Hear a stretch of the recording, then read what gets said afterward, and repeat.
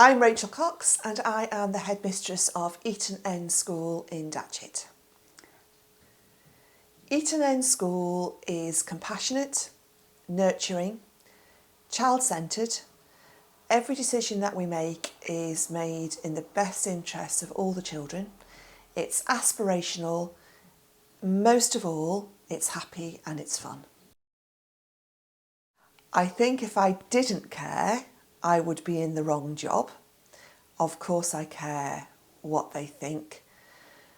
I hope that they think I am approachable and that I am always here for them and I have time to celebrate their successes and share in their successes, that I am very engaged with them and with their lessons. And I hope that they also think I'm there to walk alongside them when things are tough, because when you're journeying through school life, sometimes things can get a bit tough.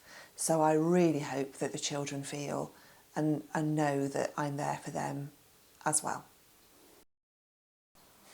There are lots of things, I suppose, that keep me awake at night, like there are for a lot of people. But as sitting here as the head of a prep school in 2023, I have to say the thing that keeps me awake at night is a genuine worry that too many of our children are having their childhoods taken away from them because we are so worried about the next step and keeping up with everybody around us. And I'm really passionate about children being children because they aren't children for very long. So I think that's probably the thing that keeps me awake at night, and making sure that I'm running a school which is aspirational and where children can achieve really highly, but they can achieve really highly because they're happy and loving being here and skipping through the gates every day and having the opportunity to climb trees and get muddy and ride their bikes and do all the other things that they should be doing when they're children. When I knew I was doing this video, I spoke to my children. I have 3 daughters, and I spoke to my children and I ran some of the questions past them just to see what they'd say. And this was the one where I got a unified response. It was almost in stereo from all 3 voices at the same time. Anything that sparkles. I love sparkly things. I love diamonds, much to my husband's distress. But that would probably be my greatest extravagance. I love sparkly things. This one's a really easy one for me to answer. My hero is absolutely my dad. And the reason my dad is my hero is because he has always believed in me and encouraged me to be the best that I can be and to not even consider that there's a ceiling on what I could do. But he has an ingrained sense of service and duty. He has devoted his entire life to giving things back to the community, and he has taught me to ask difficult questions in the right way at the right time to make sure the decisions that I make are the best decisions. And that can take real courage, and he has always taught me to do that, and I value his wisdom immensely. So it is my dad. This was another one we discussed around the kitchen table, because anybody that knows me really well will know that singing is really not my forte. I love singing, really love singing, but it doesn't always sound possibly the way it should sound. So I did ask the girls what they thought about this too. And we decided collectively that it would have to be American Pie. And the reason it would be American Pie is because some of the best friendships I have in my life were cemented singing that song in our university student union bar back at Warwick in 1991. And we still sing it to this day when we are all back together again, and it always reminds us of each other. So it would be American Pie.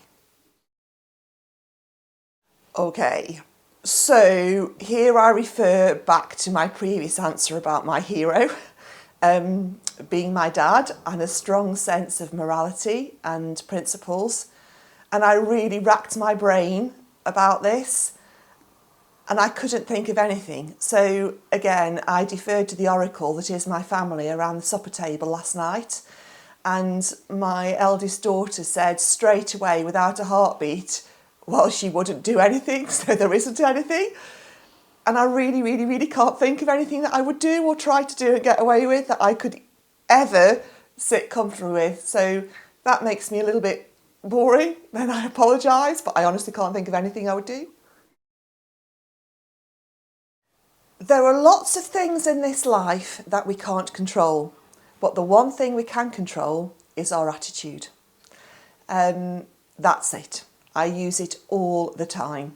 I use it at school, I use it at home, I use it to myself, and I heard it the first time probably about 10 years ago, I went to a conference and I heard somebody speak about a round the world solo yacht voyage that she'd done.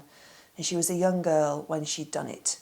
And she talked about the many challenges that she'd encountered on this voyage, from her being ill to damage to the yacht and weather conditions and all sorts of things.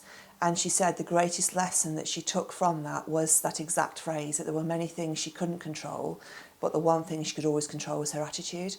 And it really resonated with me, and I've taken that with me, and so I use it all the time. So the superpower that I would like to have would be to assist me in what is probably one of my greatest vices. So I am naturally a really, really, really nosy person, which is not a great thing to admit, and I've tried really hard over the years to quell my nosiness. But I am, and I think possibly in another life of another time, maybe a career in psychology might have been something I should have looked into, because human beings fascinate me and what makes them tick and why they do what they do. So if I had a superpower, I think it would be to be able to be invisible, so that I could satisfy my curiosity and nosiness to its full degree.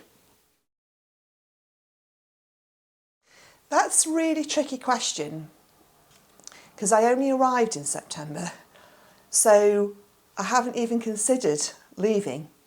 But I hope that when I leave, the legacy I will have left behind is to have built a school community which is really solid, where parents and children and staff are working in unison, that we have a school building and site which is designed to make sure our children are comfortable physically and mentally, that there is a real sense of psychological safety here, so that children, staff, whoever it may be, can take risks and try new things and ask questions and challenge the norm, and that I have built a community with the team here where whoever walks through our doors can feel the ethos, the sense of happiness and joy that childhood should be.